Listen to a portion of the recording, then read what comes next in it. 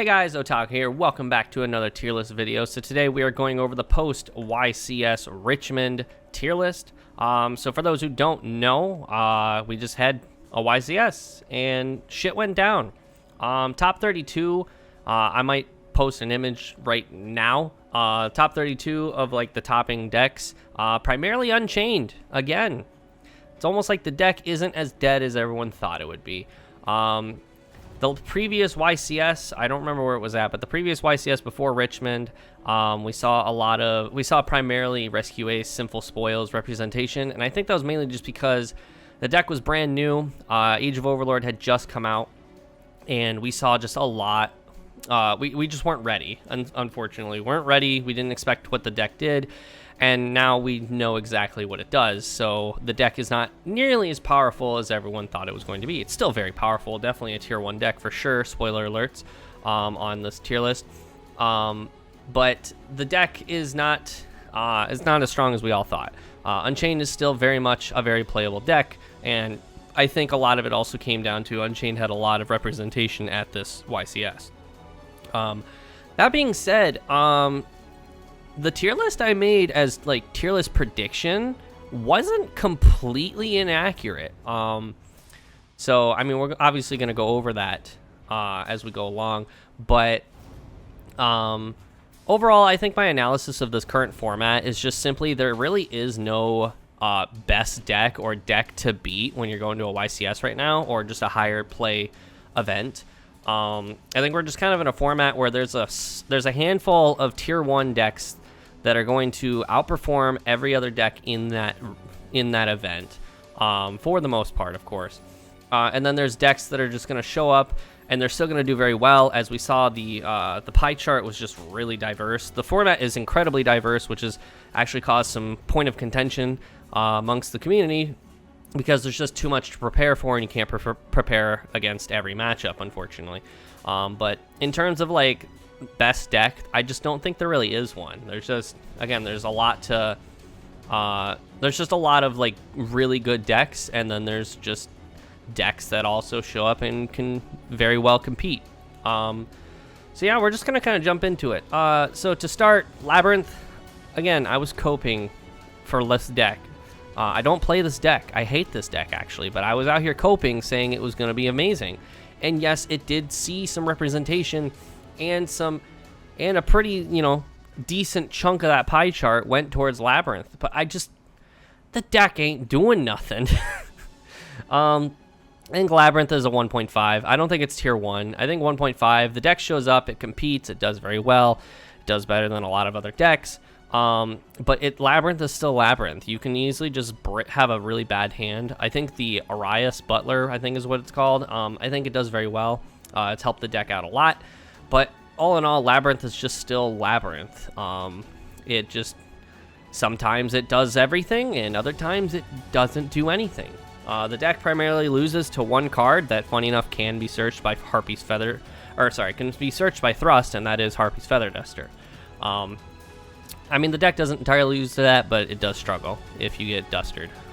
But yeah, Labyrinth I definitely say is 1.5, because like I said, it's not doing anything impressive. It's not doing anything that we haven't seen it do in the last some odd months. And Arias definitely gives it more consistency, but not nearly enough to be one of the best decks in the room. Despite, again, it was in top 32. That doesn't surprise me.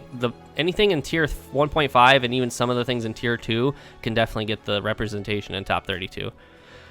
Pearly, Rescue Ace, Tier, and Unchained are all staying in tier 1. These are going to be the tier 1 decks. This is what I mean by these 4 decks are going to be decks that show up to a YCS, and they're guaranteed spots in the top 32. They're not going to struggle. These are just decks we expect to not only see, but we expect to see them do very well. Funny enough, Labyrinth had more representation than Pearly. I think Pearly, it's just, unfortunately with Pearly right now, basically the moment you see a Pearly card, you know where the end board is going. We've been seeing Pearly do the same thing for several months. That same thing has slightly adjusted as new support has come out for it, but overall it's trying to end on a big noir and just an overall board that you can't break because Pearly just tries to prevent you from playing. If you can prevent them from getting that board, they kind of just struggle. And unfortunately, because of that, that's why, like, I think Pearly's seeing a little less representation at the moment. But overall, it's still easily one of the best decks, and it's one of the decks that you always need to prepare for when you are preparing for a regional or a YCS. Rescue Ace, this could be either just regular Rescue Ace or Sinful Spoils, even though the Sinful Spoils Rescue Ace is the one that's seeing the very good representation, the very good placings at the YCS. The Diabell Star Sinful Spoils just really gave this deck what it needed. Another way to search out Hydrant. You could also search out Jet Synchron, justify some synchro plays, and overall just give the deck what it needs to do. The deck sets up a lot of good stuff, kind of prevents your opponent from doing a lot of stuff, and that's exactly what the deck needed. So, again, one of the decks to beat. Tier Element, this comes to no surprise. Kestia Rysart being banned means that this deck can just thrive. This deck really only struggles if it's getting hit with DD Crow, Bestials on the constant. Pearly Noir kind of keeps this deck in check, and also Shifter exists. And a lot of decks right now can run Shifter and get away with it. Rescue Ace and Pearly being one of them, and Unchained can run it. They prefer not to, but some Unchained decks are siding it. So, and then, of course, our grand winner of the YCS Richmond and the highest representation at YCS Richmond, Unchained. Well, not the highest representation at the whole event, but in the top 32. Unchained. The deck is still just crazy. The deck's insane. We're seeing a lot of decks just continue to just struggle to play against this deck. It's really hard to play against a deck that they don't really care if they hit the graveyard, they just care if they get destroyed. But on top of that, you have stuff like Caesar that can prevent special summoning. You have stuff like the Link that can, or the Soul of Rage that can link away to make SP Little Knight, which is the card that made this deck just absolutely even more insane, because Soul of Rage can summon Little Knight on your opponent's turn, and then Little Knight can get 2 banishes on your opponent's turn, because it gets the banish on summon, and then it gets the banish at your leisure when your opponent activates another card effect. This deck's just crazy. And then, again, SP Little Knight's being run in all of these other 3 decks. Again, these are the top 3. These are the top 4 decks currently in this format, in my opinion. They are just decks that, again, you're going to see at every event, guaranteed. They're going to do well, guaranteed. And if you're bringing in a rogue strategy, you're going to have to earn that victory. So, Tier Horus. We saw, actually, funny enough, in the top 32, we saw a Tier Horus. I even said this is a variation of the tier deck that we will see experimented with. We will see it possibly even do well, and sure enough, I was correct. Horus just kind of does what tier needs. Umseti can send himself and then one other card from your hand, which could be a tier name, to the graveyard, search out the Sarcophagus. Sarcophagus can send cards from your hand to the grave. It just helps the tier engine kind of do some milling. But also in the process of milling, if you have the Sarcophagus already, you can mill out those Horus names, so you can summon out the Horus names and maybe go for some rank 8s or some links, or just overall big bodies. Overall, I think this is the weaker version of the deck. I think the pure tier version of the deck right now is the better version. But again, we did see it at the top 32 at the YCS Richmond, and like I said, it's just a very good deck. It's a very, very good version of the deck. Dragon Link. There was some Dragon Link at the YCS. As far as I'm aware of, if I remember correctly, there was no representation in the top 32. I just don't think this is Dragon Link's format. So unfortunately, I'm going to have to put it down to tier 2, or, you know what, we'll put it bottom, tier 1.5. The deck just kind of sets up a really strong board, but it's not doing anything like overly impressive, and it does have to earn, if it's going second, it does have to get its way there. But this deck primarily runs on Bestials, and right now, unless you're playing tier or playing against tier or Unchained, that you're just not seeing a lot of dark in the format currently. We are seeing a lot of fire actually with Infernal Bull Knights, and we'll talk about that in a moment. And Rescue Ace. It's primarily a fire dominant format. And again with Diabell Star. So I think just in turn, a deck that's running primarily on Bestials struggles a little bit to actually get its footing in a format where there's no lighter darks, not a lot of lighter darks running around. Pearly Dark World, I'm gonna say don't bother. The regular Pearly version of the deck is perfectly is like perfect how it is. There's not a lot of room to expand at the moment because the Pearly Dark World, although if you see the Dark World part of the deck, you are regenerating those cards so you can activate more memories to build an even bigger board.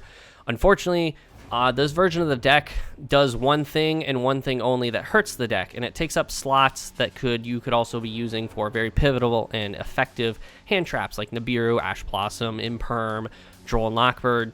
And it takes up slots in the deck that to the point where when you're getting those draw 4 or 6 cards on your opponent's standby phase, you could end up seeing Dark Worlds instead of hand traps, and it just overall makes the deck struggle a little bit more to survive on your opponent's turn. But again, overall, the Dark Worlds are fun. It's a fun version of the deck. I just personally think don't bother with this version of the deck. If you're gonna play Pearly, play the regular hand trap version, because until we get to like a format that more relies off board breakers, I think this version of the deck is not going to see a home at the moment. Branded Chimera, I think this is still 1.5. I don't remember. Let me double check the list here. Yeah, Branded Chimera in general didn't see, or Chimera in general didn't see a lot of representation at this YCS, even in like the massive, like there was, I believe, there was a lot of people at this event, and overall, the Chimera just didn't see a lot of representation in general, and it saw no spaces in the top 32. I think this deck is still definitely a 1.5, the branded version at least. It's very strong. It has a lot of potential, but I think in the current format, it struggles against Tier. It doesn't really have any counters to Tier other than Disruption. Like, it can run Bestials, it can run Crow. But overall, like the main part of the deck, Branded and Chimera, have no way of stopping Tier from really doing anything. But overall, I think it has an amazing matchup against Unchained. It can play decently well against Pearly, and it can do all right against Rescue Ace. But I think the deck overall just needs to see more representation before we can actually see it thrive and do and come up with new plans, new strategies. So again, I think it's 1.5, but I don't think. I think it's definitely going to be bottom of 1.5 because I think just the players need to figure out some other strategies for sure. Fluandereeze. Fluandereeze actually did see some representation at this event. The issue with Fluandereeze is I don't think it's the 1.5 anymore. Fluandereeze thrived before Age of Overlord simply because Unchained was the best deck in the room. Fluandereeze is a direct counter to Unchained. Unchained cannot interact with Flu, but Flu can interact a lot with Unchained. And overall, I think just now that there's some other decks kind of doing a lot more, for example, Tier Laments and Rescue Ace just doing a lot more. Flu just kind of struggles a little bit more. There was representation, just nothing in the top 32.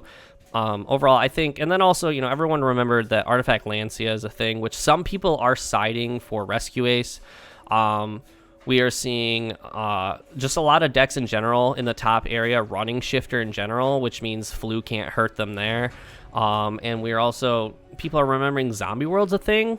So overall, Flu just, it sees play, it's going to see success. It's not going to do very well against some of these other matchups. So Runic Chimera, I think, is honestly a rogue strategy. I think this is one of the weaker versions of the deck. Same with Horus Chimera. Honestly, I'd go as far as to say don't play Horus Chimera. I think this is just there's no synergy with either of these two archetypes. But like Runic Chimera is just a more passive version of playing the deck, and it kind of counteracts each other because the Chimera wants to play very aggressively, whereas the Runic plays very passively. So the Chimera kind of has to adjust to the Runic half of the deck. It cannot go the other way around. And overall, it's still strong, but you'd be best off playing the branded version of the deck. Vanadium has seen a good bit of success. I believe there was actually some spaces of Vanadium in the top 32. There was not. There was no spaces for Vanadium in top 32, but Vanadium did see play. Obviously, Triff was there. Triff actually, I believe, won a YCS or topped YCS recently with Vanadium. The deck is crazy. The deck does a lot, especially with the new Samsara. But overall, the deck dies. It cripples and cries the moment Droll and Lockbird is activated. And because of that, people are playing Droll and Lockbird, and for a couple other reasons, as we're going to state later in this list, Droll and Lockbird is seeing a lot more play again, which overall makes Vanadium a little less successful. Overall, I think it's staying in the 1.5 for sure. Rika Sun Avalon, again, we saw this at the, actually, no, I apologize. I just looked at the pie chart for a third time. Vanadium did see top 32, so for those who have already put in the comments that, yes, it did, I apologize. I was wrong. But back to Rika Sun Avalon. Rika, it just takes a good pilot. Rika's struggling right now because this is a format flooded with the hand traps that Rika does not like to see, which is Nibiru, Ash Blossom, and Imperm. Overall, the deck just doesn't like to see that stuff. And also, Droll and Lockbird can kind of hurt this deck. Not super, not like a whole bunch, but it does hurt a little bit.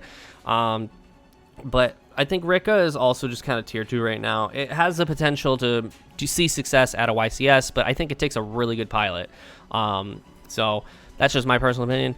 I am keeping Vanquish Soul. I'm going to cope for Vanquish Soul. I don't play this deck, but this deck does so many cool things right now.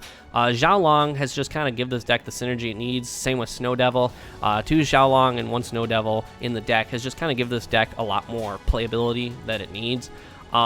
I'm thinking it's still a 1.5. We did not see it have a whole lot of success. Definitely not in the top 32 at this event. But I think this deck can go places for sure. We just need to see. We need to give it a little more time.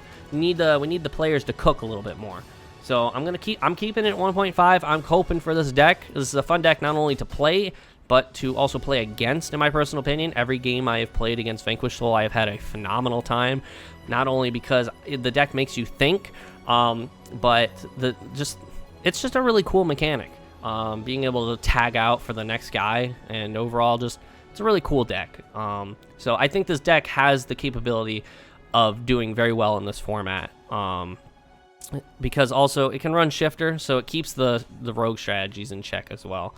So yeah, I'm keeping it at 1.5. So anyone that's fans of Flu and Rika, but not fans of Vanquish Soul, I'm sure you'll be saying stuff in the comments below. Sprite Runic. I'm keeping Sprite Runic bottom of tier 2. The deck still plays well. This is, of course, I don't have the image in here, but this is Sprite for higher Runic. It's still a very strong deck. If you take this to like a regional, you'll do fine. If you take it to a YCS, probably not so much. I think this is just not a good format for Runic in general. This is a very aggressive format, and Runic is a very passive deck. We're seeing decks go crazy, like very combo heavy decks like Tearlaments and Unchained, and then you're seeing decks that set up very defensive but aggressively defensive boards like Pearly and Rescue Ace. I think just overall the Runic deck is not the place does not have a home in this format currently. You'll see success with it, of course, but if you're going against a Pearly player and they play the field spell and you don't have Destruction, you're just not going to be able to play against them. Overall, it's still a very strong deck, and it's going to see success for sure. Pure Branded, still tier 2. This deck still does very well. I don't think this deck is like... This deck's not doing anything special. It's still going for Gimmick Puppet Lock. It's still running like Thrust with Fusion Duplication, stuff like that. It's branded. The deck doesn't get support anymore until probably like another year or so later down the road. And it does fine. If you play pure branded like Branded Despia and you take it to a regional, you're probably going to see success because the Gimmick Puppet Lock just pretty much automatically wins the game. And Bestials, like I said, are seeing a little less play right now because we are seeing a lot less dark. People are siding most likely Crow, which Crow still hurts for sure. But we're seeing less Bestials, which interacts more with the deck than I would say Crow does. But overall, I think Branded's still definitely a tier 2, maybe like bottom tier 2, but I'm going to just leave it where it's at for sure. Kashtira. Funny enough, we saw Kashtira in the top 32. This deck, I was saying it, this deck ain't dead. This deck, I think, now takes a very, very good pilot to play, because what this deck does now is it just puts a bunch of big bodies on the board. It does a lot of cool Xyz plays with rank 7s, and just overall, it does well. SP Little Knight kind of also makes the deck a little bit more playable as well.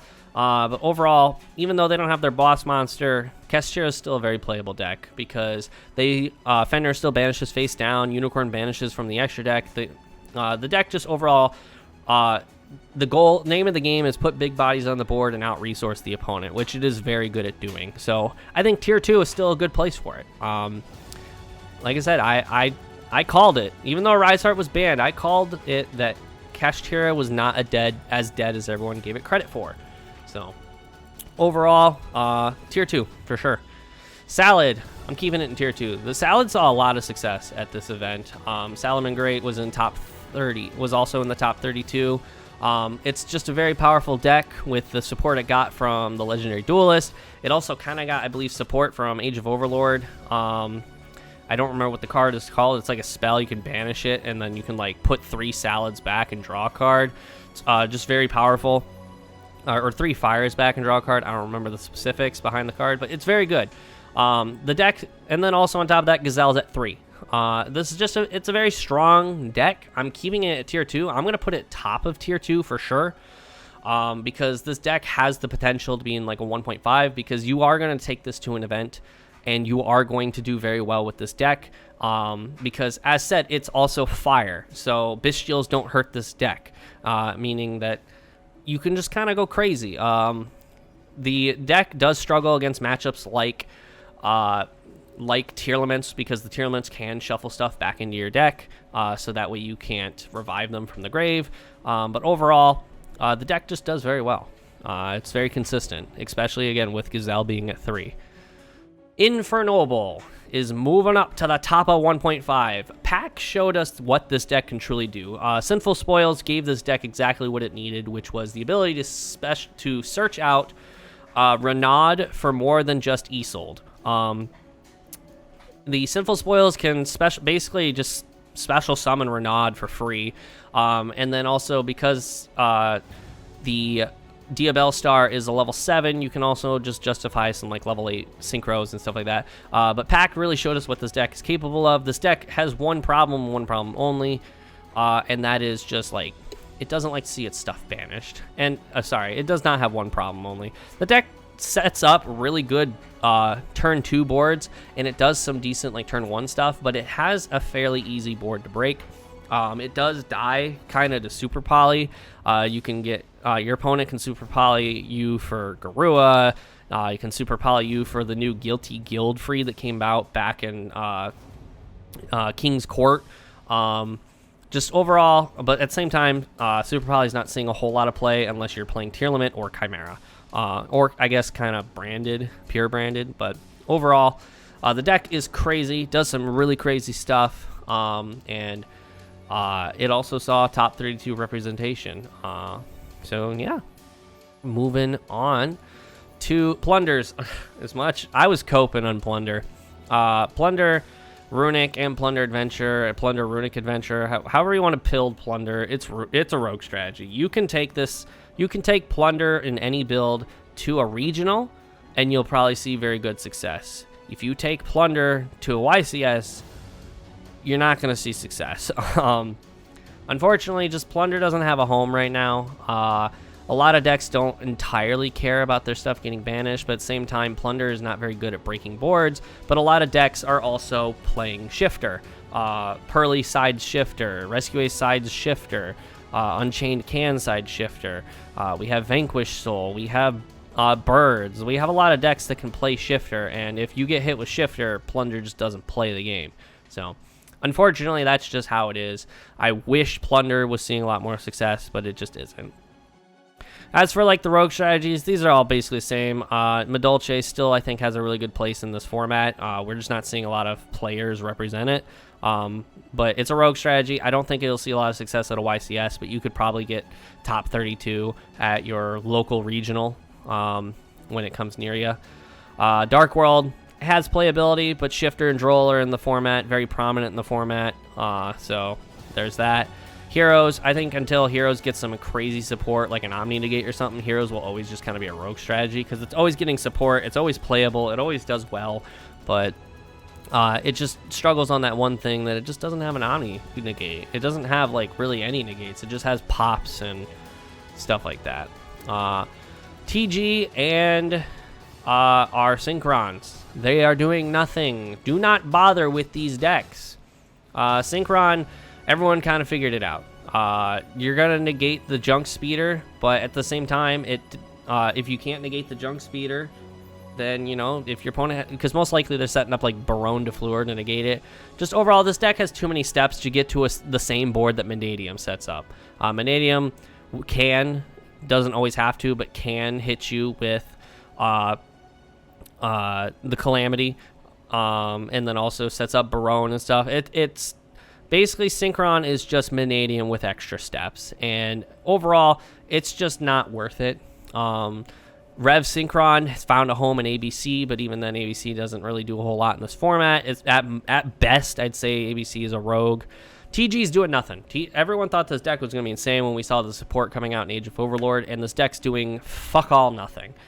This deck is not worth your time. Do not bother. And we will move on to the two decks I did not mention, one of which is understandable, but the two decks I did not mention last tier list video. Makonko. We're going with tier 1.5. A lot of people saying this is a rogue strategy. I completely disagree. Makonko saw a spot in the top 32. The deck just does a lot of cool stuff. The deck has really crazy OTK potential, because you set up the Makonkos and then you just like hit them with a Kaiju or something and you just crash into them, and because Makonkos, they reflect the damage you take back to your opponent, you just can OTK them. But also they have crazy turn 1 boards because Acid Golem is a thing, and Makonko also makes use of Gen and Ken. The new cards that came out in Age of Overlord, that the moment everyone saw them, they thought Dark World, but somebody thought about Makonko. And sure enough, it worked out in their favor, because they set up Gen and Ken. They somehow they eventually get Ken back to their board. They make Acid Golem and then Geoverser Transverser to switch spots. So that way they can not only lock their opponent, but also go for the OTK on turn 3. So just a very strong deck. It's definitely a deck you want to keep an eye out for, and just be ready for when you're going to higher levels of play events. And then, unfortunately, I have to talk about this deck because it did see a spot in the top 32, and that is Dinomorphia. This deck kind of came out of nowhere. This deck, I don't think, has done anything crazy special, and I don't think it's gotten any crazy support as of late, but somehow somebody showed up and got top 32 at a YCS with it.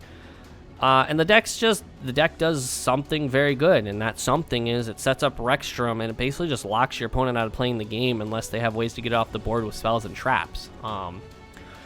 Overall, despite its placing at the YCS, I cannot put this higher than Rogue. I personally cannot put this higher than Rogue. Now, that being said, I am willing to be wrong on this. Because it saw play in the top 32 at this YCS, there's a good chance this deck will start seeing a lot more representation. It'll inspire other people to want to play the deck, and that could inspire people to not only figure out more things that the deck can do, but overall, it's a back row deck still. It can die easily to Harpy's Feather Duster, Cosmic, Lightning Storm. It can die to a lot of stuff. But also at the same time, Rexstrom is not foolproof. It can die to hand traps, or not hand traps, it can die to stuff like Imperm. You just Imperm it, and then you can clear it off the board with your monsters and stuff. The deck is not foolproof by any means, but I personally cannot put this higher than Rogue, but I am willing to be wrong. So, yeah. But that is it for my my post Age of Overlord, post YCS Richmond tier list. Like I said, it didn't change a whole lot because I personally feel like I wasn't all that wrong with the predictions. There was some stuff we moved around, of course, but that's just because I was wrong about those things. But there was a lot of stuff that just ended up falling into line where it was at. But yeah, let me know what you all think down in the comments below. If you want to see more just competitive Yu-Gi-Oh content, whether it's deck lists or whatnot, I also do pack openings every so often. Just overall, if you want to see more Yu-Gi-Oh content, definitely leave a subscribe down below. And with that, I will see you all in the next video. See ya.